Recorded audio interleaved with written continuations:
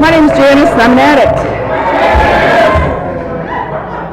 I'm out of breath because I ran for my ticket that I didn't win that jacket, but that's okay.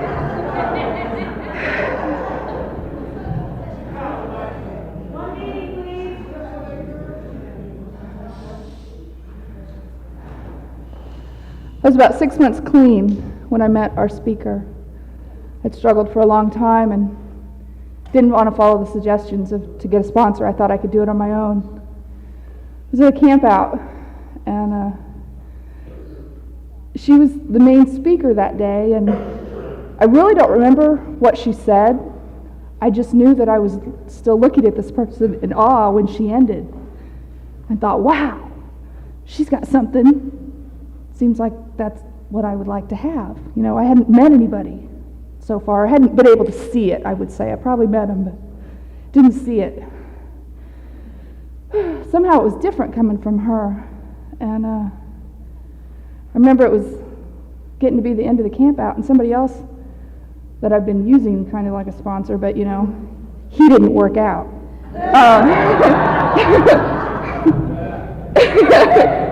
But, you know, he said to me, well, why don't you ask Blynn to be your sponsor? And I remember she and her husband were in their car and they were driving away. And it was like, wait! You know, and I ran over to the car and she rolled down the window and, what do you want? You know, she'd never met me before. And I asked her to be my sponsor and she said, call me. I was real aware that that wasn't a yes. And it took me some time to get that willingness, you know, to get the ball rolling, to do what she told me to do, but eventually I did.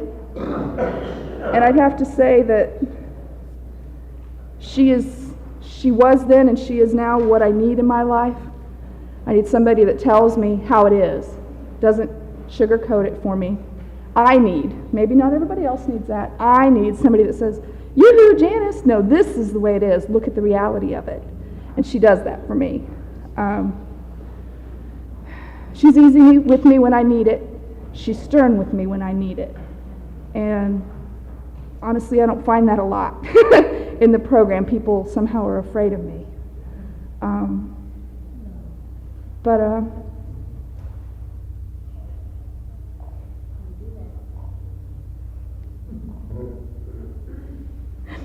Sorry.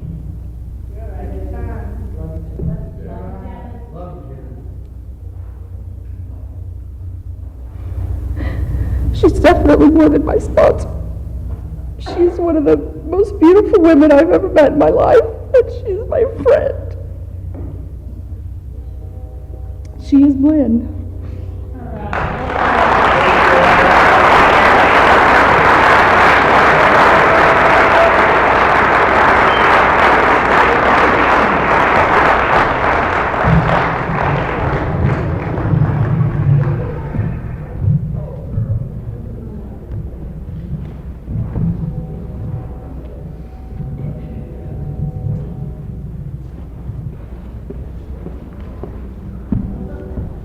Thanks, guys. Problem. Yeah.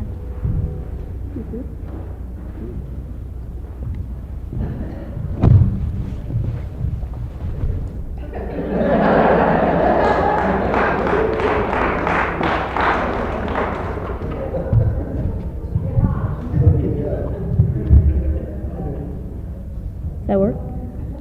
Okay. I'm an addict. My name's Blynn.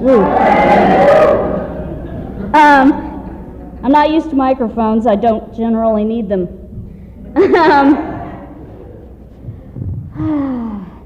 And I don't do well with podiums, although hiding was not an entirely bad idea.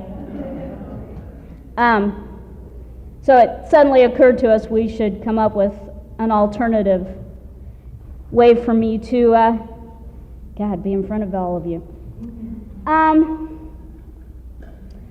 Before I forget, I want to thank the programming committee and the convention committee and all of you for letting me be a part of this, and it is a great privilege. It's a great privilege and an honor that anyone wants to hear what I have to share. And actually, I woke up Thursday morning, and the first thought in my head was, I'm tired, I'm cranky, and I have absolutely nothing to share with anyone. And I woke up that way again Friday, and I called a sponsee sister, and I went to my home group, and I shared it, and my home group all looked at me like I was nuts. And my sponsee sister said, oh, you'll do great, that's perfect. It means you'll pray a lot, and God will do all the talking. I said, okay, I'll buy that. And then I woke up that way again Saturday morning, and I'm thinking, okay, this is a problem. And called my sponsor and talked to her for a while, and it's really kind of cool, because when Derek called and asked me to do this, I said, well, let me talk to my sponsor about it and look at my schedule and all that kind of crap. Hung up the phone and said, I'm going to do this, aren't I? And I didn't even call my sponsor, because she'd say, well, you don't say no unless for some reason, good reason, you can't be there. And I got to thinking about it the other day, and the first time I was at this convention was We Grow with Love 2. And my sponsor was the Sunday night speaker, and she was getting ready to move away, far away, and we came up here to support her, and this was going to be like the last weekend together, and I remember what a spiritual experience it was, and I was thinking about it the other day, and she had 9 years clean at the time, and I have 9 years clean. And it was another example to me of the synchronicity in my life. I have heard people say, and I truly believe this, that there are no coincidences. That coincidence is simply my higher power's way of maintaining anonymity. And I believe that today, because I too often can look back on things. I don't see it at the time very often, although I'm getting better with that. But too often I look back on things and, man, that was a God thing.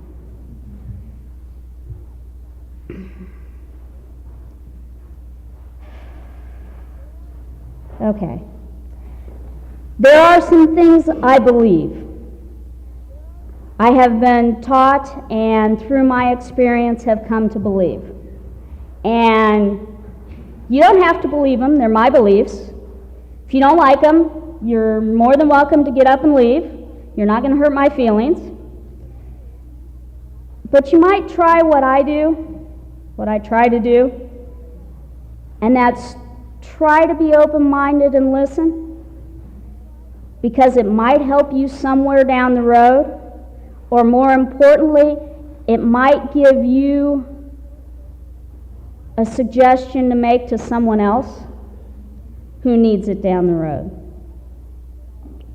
I have some basic beliefs that I've been taught and that my experience has taught me in this fellowship. I believe I have a disease. It's terminal. It's fatal. It's not going anywhere. My experience is it gets stronger, even when I treat it. I believe it's mental, physical, and spiritual, and I have to treat all three of those.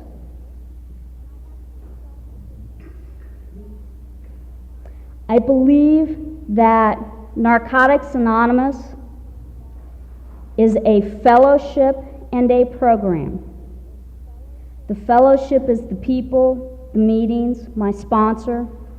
The program is the writing, the steps, and the traditions. I have to use both of those in order to treat this disease that's trying to kill me.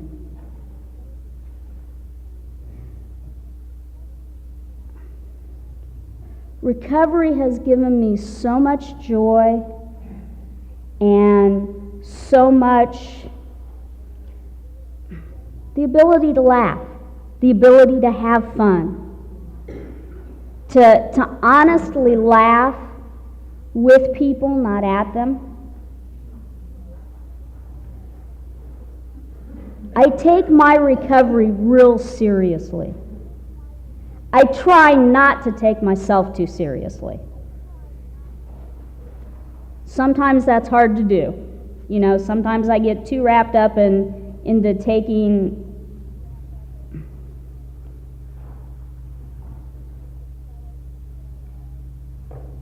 this fellowship that I love, this program that I love, seriously enough that it gets all twisted. My head does that.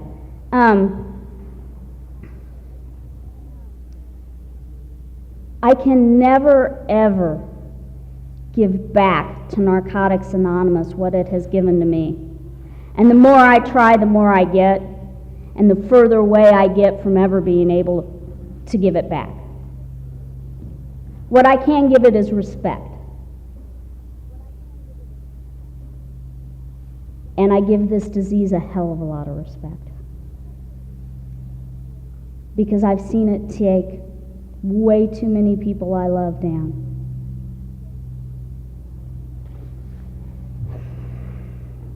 I believe I was born an addict. That's me, that's not Narcotics Anonymous. It makes it real simple for me. I don't get wrapped up in the whys. You know, the readings tell me not to bother. That's not what this fellowship is here for me to figure out why I am the way I am. I spent a lot of time and a lot of money out there trying to figure out why I am the way I am. And we never came to any good answers, and it doesn't matter. You know, that's what it comes right down to. It just doesn't matter. I really enjoyed the speaker last night, and I was thinking about it afterwards. First, I was being very intimidated about having to follow up that, but I was thinking about it, and it is a perfect example of the diversity in our fellowship. Because my story is not like his. I lived in a 2-parent home. They loved me. They did their best to nurture me. I don't have any of those excuses. I can't look at any of those things and say, that's why I'm an addict. Because my parents used, because my parents beat me, because babysitters sexually abused me. I can't use any of those things. I just am. In some ways, I think that made it a lot easier for me to come in here and hear Narcotics Anonymous say, it doesn't matter about any of that. That I can no longer blame other people, places, or things for the way I behave. In some ways, I think that made it a lot easier for me, because some of the people that get to this fellowship and have had hard lives from the outside.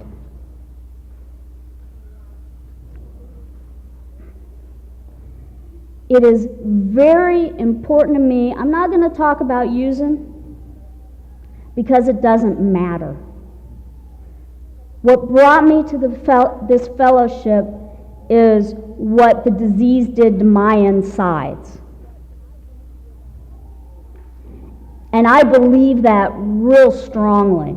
And it's very important to me to not share about that, because I went through a phase. I was really, really fortunate when I found Narcotics Anonymous.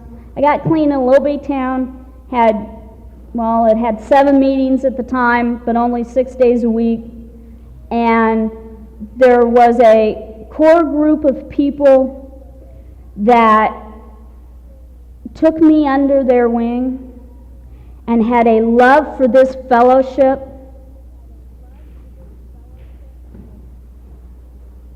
that sometimes still amazes me.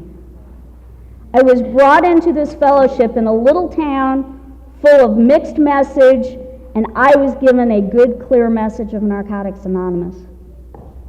And I was stuck in a car and driven all over the state of Indiana to other places to meet other people that also had a love for this fellowship. And I truly believe that's why I'm still here today.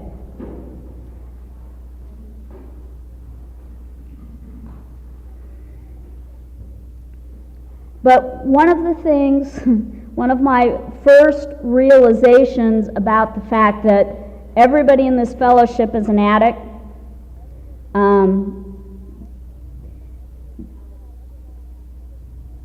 I don't know that I ever got around to putting these people on a pedestal, but if I did, they fell off real quickly. Because there was a lot of talk at the time about low-bottom addicts and people who had used different drugs and different ways, and how can they possibly have reached their bottom. And I was just horrified in the first place that these people that taught me it doesn't matter were saying this, and I didn't get it. I really didn't. But the big thing was I started to wonder whether I belonged here. Have I had a low enough bottom? And it scared me to death. Because the bottom line was, I knew there wasn't any place else for me. I had tried everything else. Nothing else had worked. You know, all the medicine, religion, psychiatry, etc., etc. I tried all those things. There wasn't any place else for me to go. And so if I couldn't stay here, I was really screwed.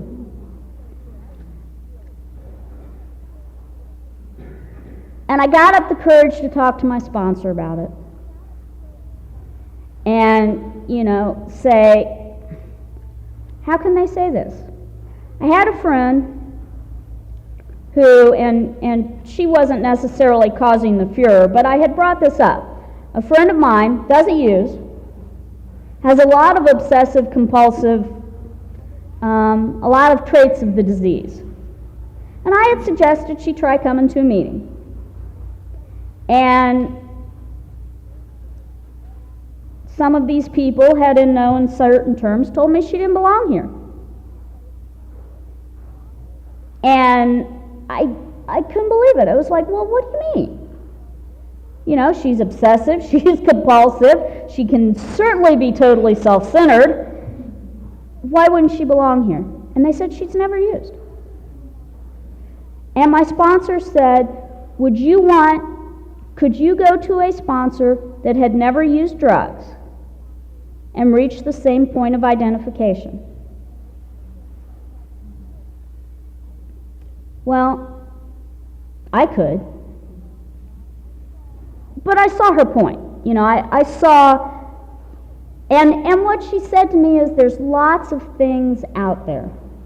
There are lots of places people can go to get help. And there are lots of groups out there, and they each have their own point of identification, and maybe, you know, we can find someplace else where she would fit in. I was like, okay, that sort of makes sense. I kind of get that. But then that, you know, started my head going, okay, I haven't done this, I haven't done that. When I got to Narcotics Anonymous, I was employed, I had a home. You know, my dad thought I'd finally gotten my shit together. The reality was, and my sponsor started saying, well, okay, how long were you homeless? Oh, man, I don't know, a year or so, a couple years.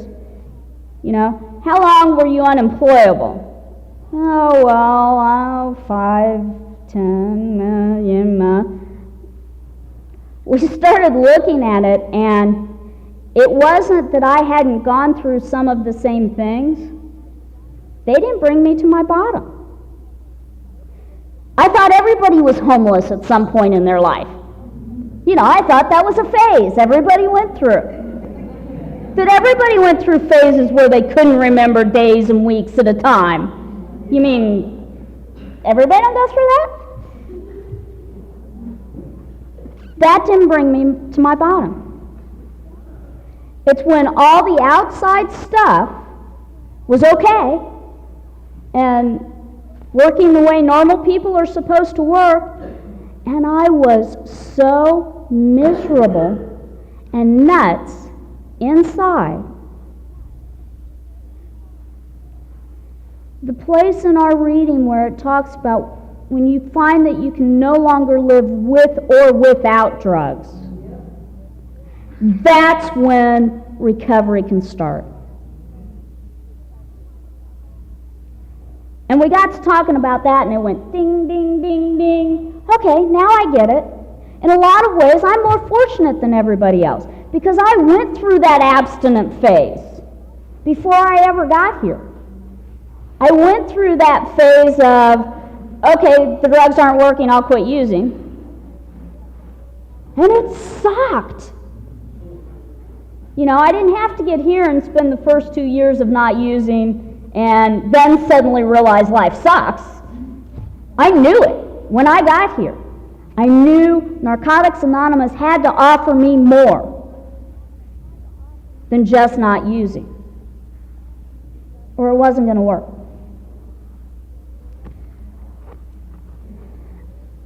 I believe real strongly that Narcotics Anonymous is not the only thing out there that can help people become better people.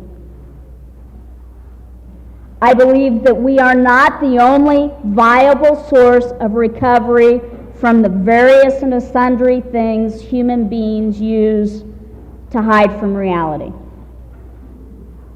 What I know is that Narcotics Anonymous is the only thing that works for me. And that there are lots and lots and lots of other people in this world that it's the only thing that works for them. But what they told me when I got here was I was the one that had to decide that. I was told, this is what Narcotics Anonymous can offer you. If you want it, come and get it. And that's what I tell people. And that's why I believe real strongly in a clear message. Because if I'm not sharing a clear message of Narcotics Anonymous, I am not giving the next person that comes in the opportunity to make their own decision. You know, people use lots of different things to augment their recovery, to become better people, to become more spiritual people. And that's wonderful. But each and every one of us had the opportunity to make that choice for ourselves. What we were going to use. Where we were going to practice spiritual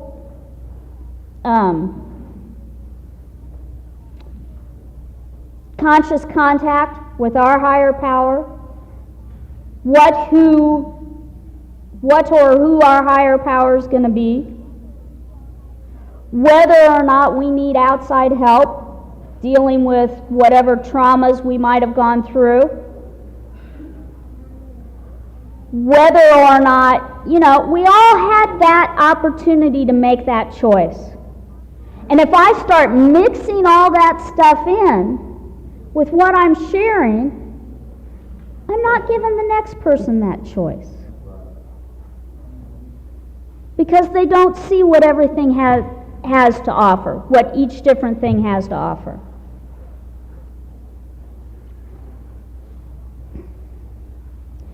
I got that opportunity, and I believe real strongly in giving other people that opportunity.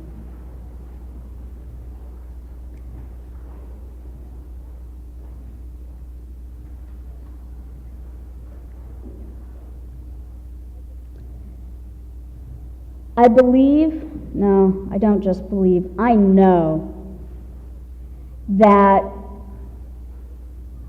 while I may be able to stay clean by going to meetings, I cannot stay clean unless I change, unless I grow. Let me put it this way, I did not get clean to be miserable. And unless I am changing and growing, I will be miserable. Sometimes changing and growing, I'm miserable. But I know I'll get through it. I know there's another side to it. I believe real strongly that Narcotics Anonymous can give you whatever you want out of it. You know, if you want to find a mate, you can find a mate.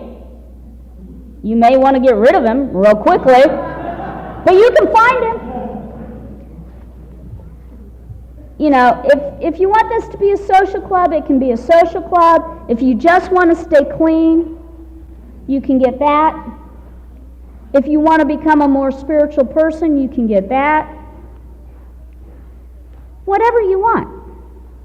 The only promise Narcotics Anonymous makes is that you can stop using, lose the desire to use, and find a new way to live.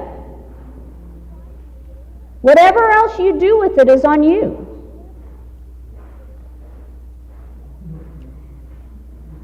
That's what my sponsor taught me, and that's been my experience. You know, some days it's all I can do to just stay clean.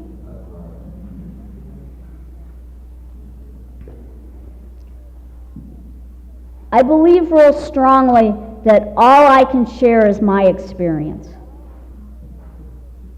I can lend my strength, I can offer my hope, but all I can share is my experience.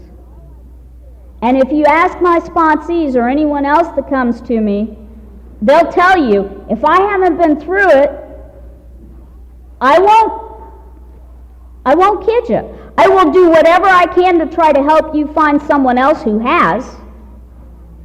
But I do not try to offer advice to my sponsees with children on how to deal with their children. Don't have them, haven't been there. How the hell would I know? You know, I can pontificate all I want. I can empathize. You know, I can be right there feeling with you, but I can't possibly know. And it's kind of funny because we were talking at dinner about somebody heard somebody share something that they were just amazed because they'd never heard anything like that before. And, you know, a few years later, they hear somebody else share the same thing. And, you know, something they're thinking is so horrific, no one's ever done this. Doesn't work that way in this fellowship. Doesn't matter what you hear, someone else in this fellowship has been through it. And I've been known to call multiple states looking for experience, strength, and hope on how to deal with something. I was at an adolescent H&I meeting one time, and a brawl broke out. And, you know, we did what we were supposed to do. We got up and left. But, you know, then it was like, now what do we do to keep this from happening again? And one of the things that I have learned and try to put to use is I can now learn from other people's experience. I don't always have to go through the pain myself. Now, sometimes I do, don't get me wrong. Sometimes I still want to go there. But I don't always have to. I can call other people and find out what they did and how they got through it.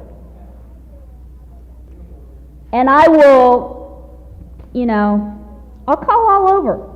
Do you know somebody that's had this happen, and what did they do? And I've done that for sponsees, and I've done that for other women that call me. They share something, and I'm like, why?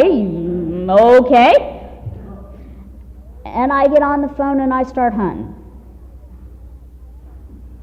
And I have yet to come across anything that we together can't find someone else that's been through it, lived through it, and stayed clean.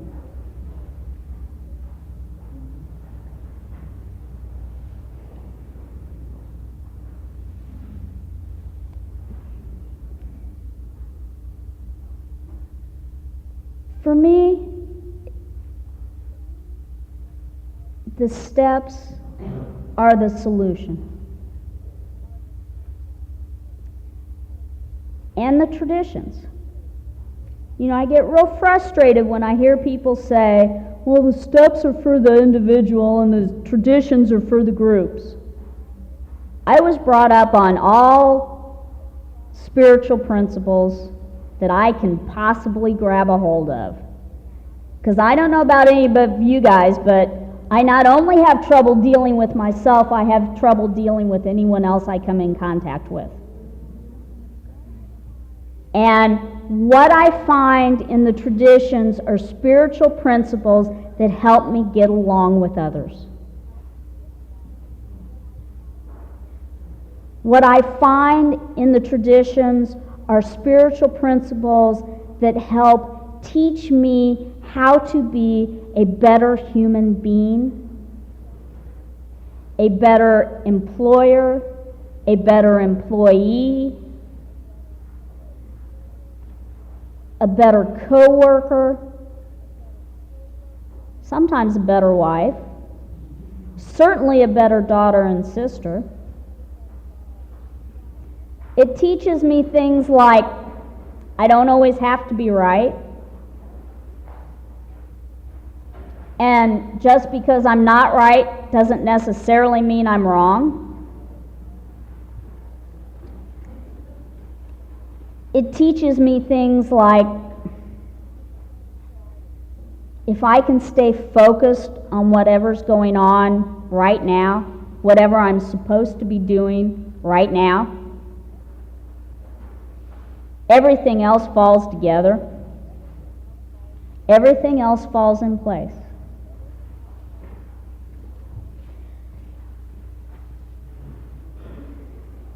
I'm not going to run through the steps, because mostly I've probably already talked too long. I forgot to see what time it was.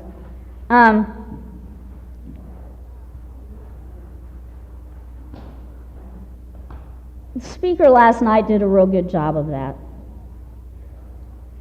What I am going to say is that I work steps with a sponsor.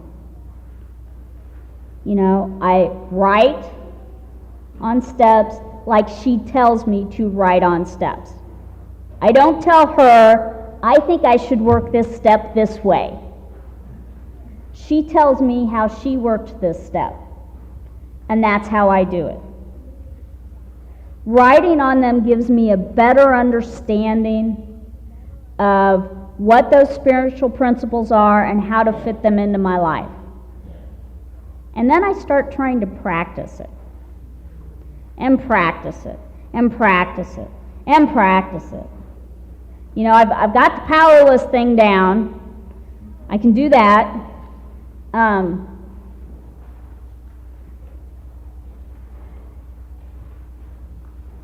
I have come to believe that I can get better. You know, that's all 2 is about for me, is coming to believe that I can get better and looking at the things that can help me do that.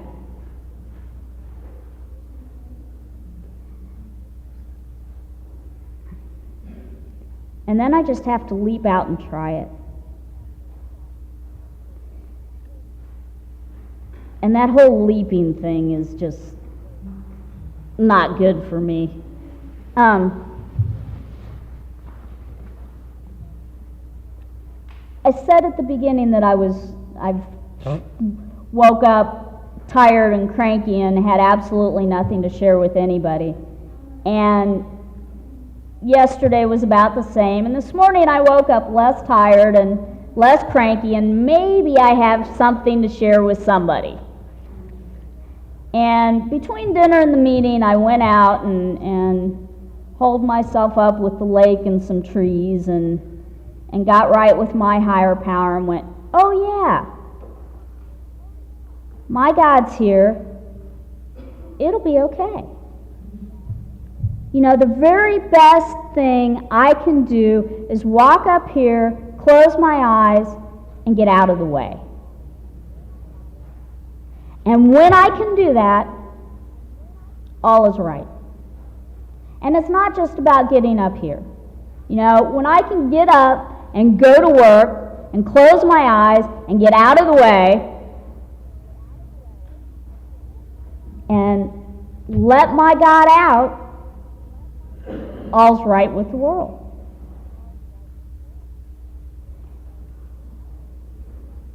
What I believe the steps allow me to do is learn how to do that. You know, normal people grew up knowing they were not the center of the universe. You know, yeah, they're the center of the universe when they're little babies, but by the time they're 5, 6, 7, they're down to just the center of their parents' universe. And by the time they're teenagers, well, they are God, so. But then they get past that. I never got that. You know, I never learned. I don't know that normal people even learn it. You know, from what I can see, they just have it. It's just like there. And mine was missing. Narcotics Anonymous has given me the opportunity to get that back. I can remember, God, for years, my fondest dream was to go hide in the woods somewhere and never have to interact with another human being ever again. You know, that's all I wanted.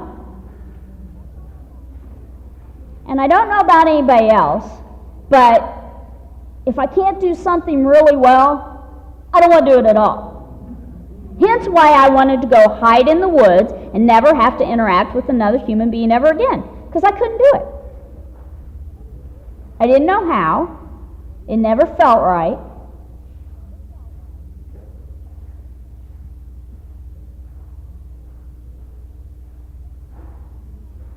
That's no longer what I want out of life. Now, I do live out in the woods. I got that. That's where my higher power, that's where I connect with my higher power. You know, I believe my higher power is right here. I heard somebody share, actually I think it was a speaker last weekend, or anyway, I heard somebody share recently that he didn't have a hole inside of him. That wasn't why he could never get enough. His higher power was there. All along, in that space that he was trying to fill with crap.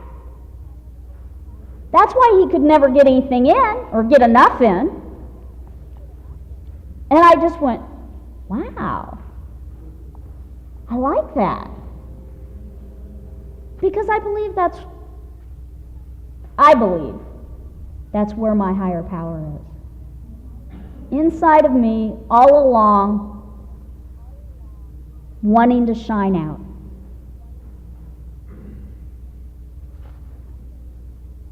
Some days I am a really good reflection of my higher power, and some days I am a really poor reflection of my higher power.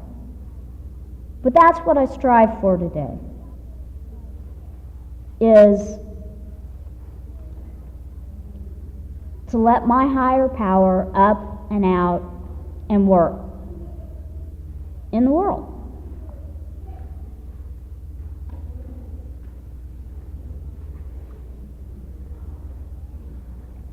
I know that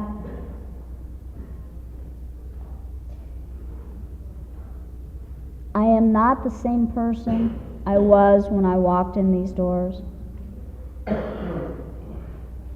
And I've been kind of struggling lately. I'm working on the 11th step and this whole conscious contact thing.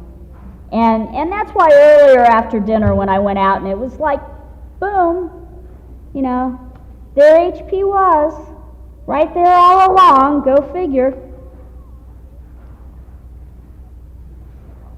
But it was kind of funny because I've been sharing with everyone who will listen that I don't want to do this and I'm not going to be any good at this and I have nothing to offer. And somebody said to me yesterday that, oh, I think you'll be just fine. I think you're one of the people that I see has the best conscious contact with their higher power. And I was just like, really? Huh, show me. That's why I need you guys. You know, I know that I need you guys. Because left to my own devices, I come up with the most outrageous nonsense still. You know, I have a lot more self-worth today. I certainly have a lot more self-acceptance. For me, humility is not about being lowly. Humility is about seeing my place in the big picture. It's not low, it's not high, it's where I fit in. That's what humility is about. Seeing that I am a part of a great big whatever, you know, I am part of a great big fellowship, I am a part of humanity today, I am, that's just so cool. That I can see my place in all the various pictures I'm a part of. And I believe that's a gift that this fellowship has given me. And that if I cut myself off from the fellowship, whether I continue to work steps or not, I will no longer be able to see that. At some point, I will no longer be able to see that. And I was talking to somebody earlier who was sharing about somebody that I've known for a long time that is moving away and is getting rid of all their NA memorabilia. And that really hurt. And I wasn't surprised, because this person's been cutting themselves off anyway. But I get really angry when I see people with time, or not time, start talking about they don't need meetings anymore.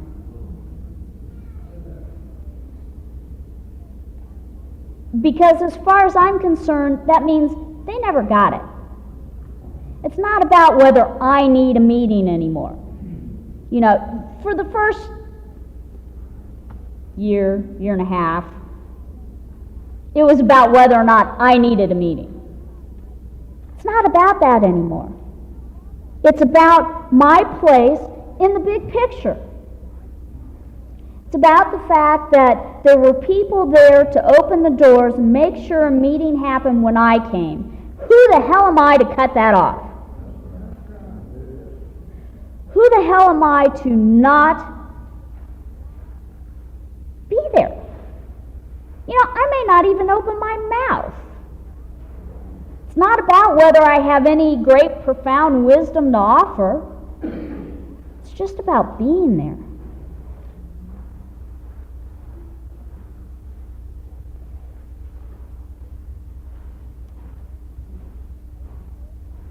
I was in a workshop yesterday and they were talking about the symbol, and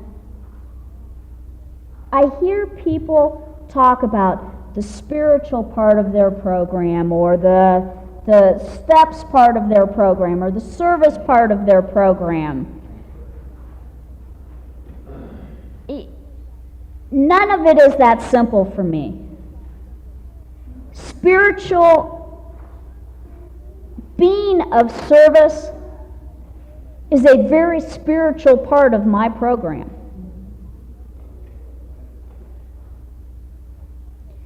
Being of service to my higher power is a service part of my program. I can't separate it like that. It just doesn't work. It's all way too entwined. And I got that from our symbol. You know, it's the 4 bases of a pyramid.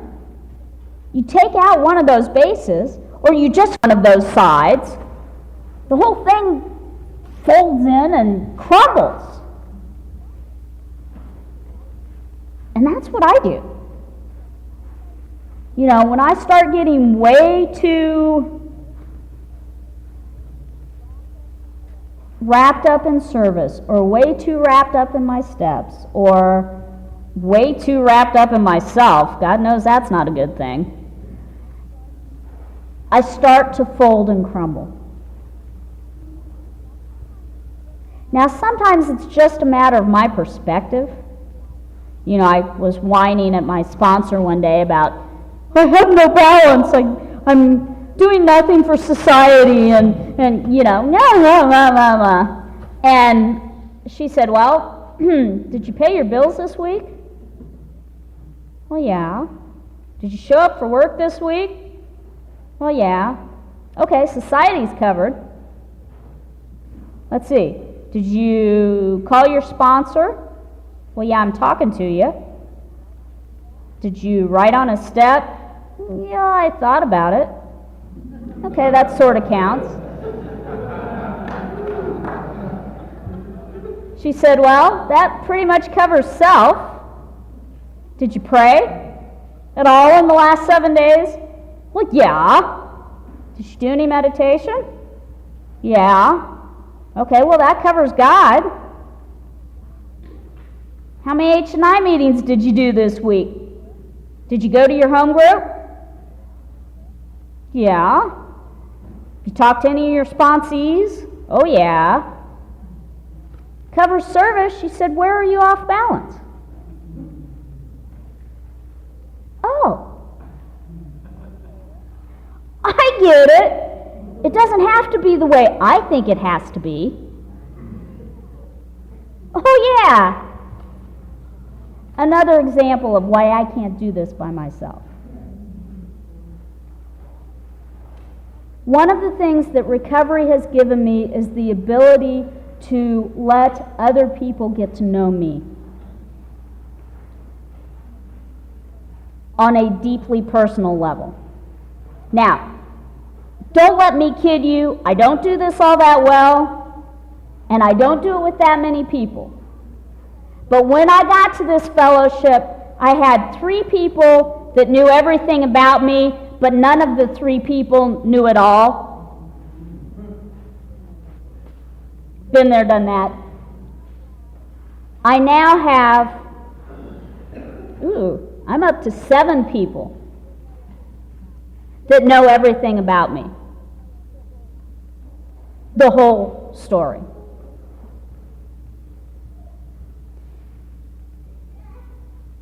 That's such a miracle. One of the things I believe the most important relationship in my life is my relationship with my higher power. The second most important relationship is my relationship with myself. The third most important relationship is my relationship with my sponsor.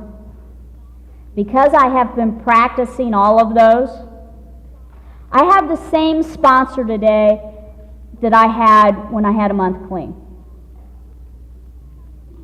When people come to me and talk to me about changing sponsors, I try to talk them out of it. And I have tried to talk some people out of changing sponsors that I do not think very highly at all of their sponsor. But that's not what's important. What's important is that that's the relationship that I learn how to interact with other human beings. That I learn to work through trust issues. That I learn to work through when she pisses me off by telling me what I need and not what I want.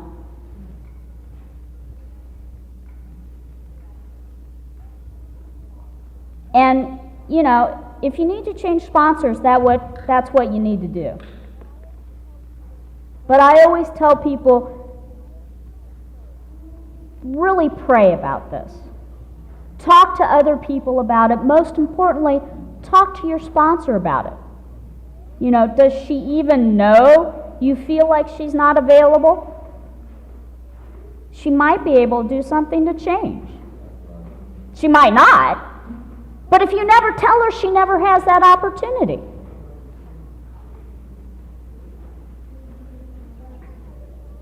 Because I have practiced at all those relationships and gotten a little better about them, my higher power has seen fit to give me a soulmate.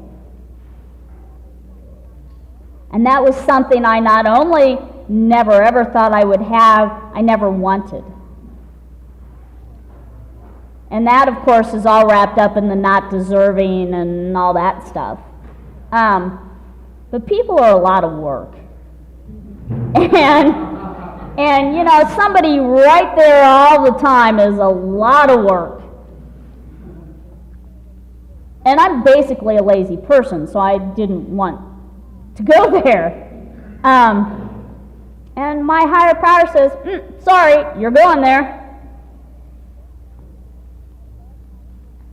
I love my soulmate. Oh, I can't express it. I respect my soulmate. I respect his recovery. However, he is not my sponsor. And when the two of us get together, we can still rationalize the most outrageous nonsense.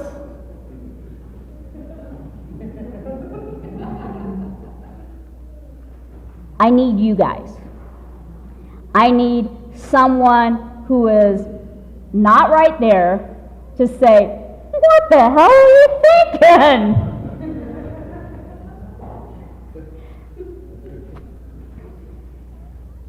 And you know, it's not that he won't tell me that, and that I won't tell him that. It's just one of those things that it's just, you know, I need more than that. It just comes down to that. I need more than that. I need outside eyes to see me. It was kind of funny because I was talking to somebody last weekend who's been sharing with one of my sponsees a lot, and she was kidding me and was saying how much she's getting out of that developing relationship and stuff. And she said, but she's really mean. Where'd she get that from? Isn't she supposed to be more like her sponsor? And I just looked at her like she'd lost her mind. Because I guess it really freaked me out. Because one of the things that I'm really working on is telling people what I see in a more loving and caring way. Because the bottom line is, I will tell you what I see. Now, I'm getting way better about not always just volunteering it. You tend to have to ask first. But if you ask, I'll tell you.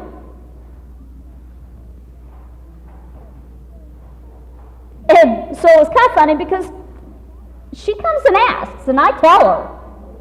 And so I'm thinking, okay, wait a minute, you're teasing me, right? And she meant it, and I was like, okay, something's working. Because I must not be being quite as mean about it. And I am getting way better about not volunteering it. I've finally figured out everybody doesn't necessarily want to know what I think. It still amazes me. But it's true. Everybody doesn't necessarily want to know. only took me 9 years, but by God, and I can't guarantee next month.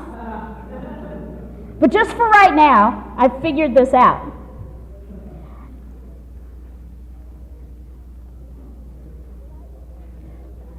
But I will tell you right now, if I see you going back out, if I see you pulling away from us, I will volunteer that. I will not watch anyone else leave this fellowship and not tell them that's what I see. Now, I don't beat them to death with it anymore, most of the time. But I will say it.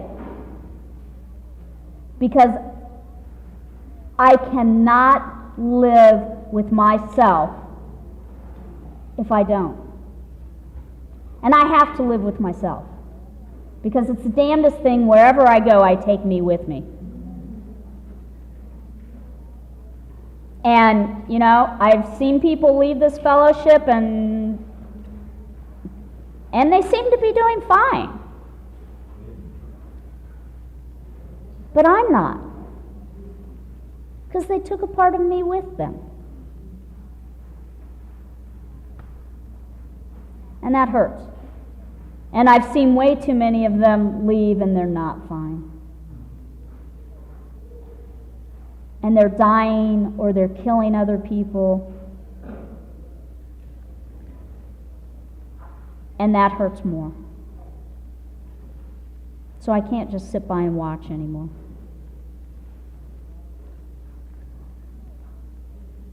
I'm really grateful that I came this weekend and that you guys asked me to come. And I don't know whether any of this made any sense at all, but I don't remember what I said, so it couldn't have been too bad. Because God had to have been in there somewhere. And I'm done.